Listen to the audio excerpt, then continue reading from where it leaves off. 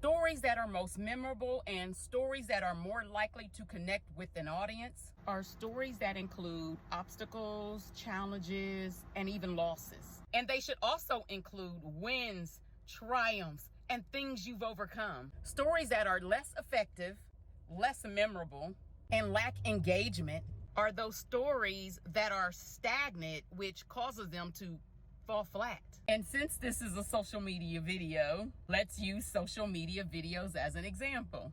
You have that person who is sharing how their back is up against the wall and how they use that wall to push forward.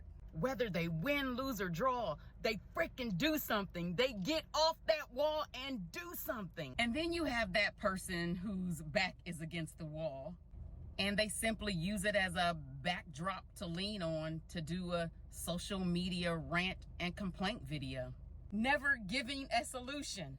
It's like they have this beginning and this middle, but there's no end. Just a rant and a complaint about a problem, never giving a solution. So, what's your story?